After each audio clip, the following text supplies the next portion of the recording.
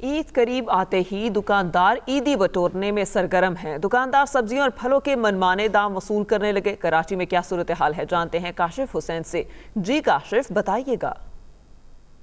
جی بالکل، پورا رمضان گرہ فروشی کا جن جو ہے وہ انتظامیہ کی قابو سے باہر رہا۔ لوگ جو ہیں یہ شکایت کرتے رہے کہ اشیاء خوردونوش کی سرکاری قیمتوں پر عمل درآمد نہیں ہو رہا، خاص طور پر پھل مہنگے داموں فروخت کیے جاتے رہے۔ لیکن جیسے عید کی آمد قریب ہوئی، 2 سے 3 روز باقی ہیں، کراچی کے بازاروں میں مہنگائی کی ایک اور موزور لہر کا سامنا ہے۔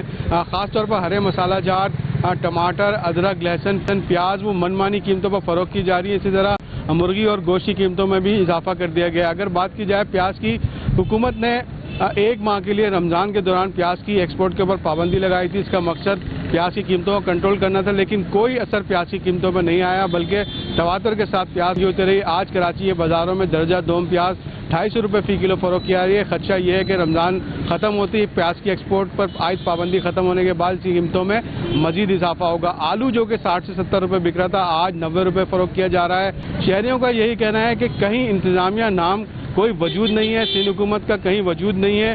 گرہ فروشوں کو کھلی چھٹی دے رکھی ہے۔ اس وقت میرے عقب میں بازار کے اندر 200 سے 250 دکانیں، یہاں پر کسی ایک دکان کے اوپر بھی اشیاء خوردونوش کی سرکاری فہرست آویزہ نظر نہیں آتی، جس سے اندازہ ہو رہا ہے کہ شہری انتظامیہ نے مکمل طور پر گرہ فروشوں کو ڈھیل دے رکھی ہے اور عوام مکمل طور پر گرہ فروشوں کے رحم و کرم پر چھوڑ دیا گیا ہے۔ جی کاشف، آپ کا شکریہ۔ لاہور میں بھی دکانداروں نے خود ساختہ مہنگائی کر دی ہے۔ دکانداروں نے سبزیوں اور پھلوں کے نرخ میں اضافہ کر دیا۔ تفصیلات جانتے ہیں افضال طالب سے۔ جی افضال، بتائے گا لاہور کی صورتحال کیا ہے؟ جی بالکل، جو عید قریب آتی جا رہی ہے، اسی طریقے سے لاہور میں جو ہے سبزی، پھلوں اور گوشت اور دیگر اشیاء کی قیمتوں میں بتدریج اضافہ دیکھنے میں آ رہا ہے، جبکہ ضلع انتظامیہ کی طرف سے گرہ فروشی کا سلسلہ بھی جاری ہے، لیکن اس کے باوجود دکاندار اپنے من پسند ریٹس پر اشیاء فروخت کر رہے ہیں اور شہری اس حوالے سے خاصی پریشان دکھائی دے رہے ہیں۔ سرکاری قیمت پر سبزیوں کی بات کریں تو آلو کی قیمت جو ہے وہ آج 50 روپے مقرر کیا، لیکن وہ 80 روپے سے کم دستیاب نہیں۔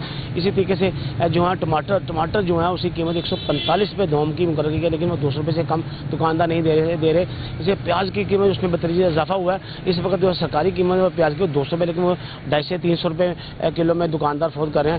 لہسن جو ہے وہ 400 میں دستیاب ہے، ادرک جو ہے وہ 800 روپے میں دکاندار فروخت کر رہے ہیں۔ اسی طریقے سے اگر ہم بات کریں جو ہے وہ بھنڈی کی، تو بھنڈی کی قیمت 350 روپے جو ہے وہ دکاندار فروخت کر رہے ہیں۔ کریلے جو ہیں وہ اس وقت 200 روپے کلو فروخت ہو رہے ہیں۔ اسی طریقے سے جو ہے سبز مرچ وہ 250 روپے کلو دکاندار فروخت کر رہے ہیں۔ جو پھلوں کی قیمتیں ہیں اس میں خربوزہ جو ہے وہ 200 روپے کلو جو ہے وہ فروخت ہو رہا ہے۔ کیلا جو ہے وہ خاص طور پہ 200 سے لے کے 300 روپے درجن تک فروخت کیا جا رہا ہے۔ اس طریقے سیب جو ہے وہ 400 روپے کلو تک دستیاب ہے۔ تو اس لیے آنے والے دنوں میں دکانداروں کا یہ خیال ہے کہ چونکہ سرکاری چھٹی ہو جائیں گی، اس میں بتدریج اضافہ ہوگا۔ تو شہریوں کا کہنا ہے کہ حکومت کو جو ہے عید کے پیش نظر قبض الوقت جو ہے انتظام کرنا چاہیے تاکہ لوگوں کو سستی اشیاء مل سکیں۔ جی افضال، آپ کا شکریہ۔ سعودی عرب میں سجے عید بازار میں دیدہ زیب ملبوسات، جیولری اور کاسمیٹکس نے رونق بڑھا دی، جبکہ خواتین نے خوبصورت ڈیزائن کی مہندی بھی لگوائی۔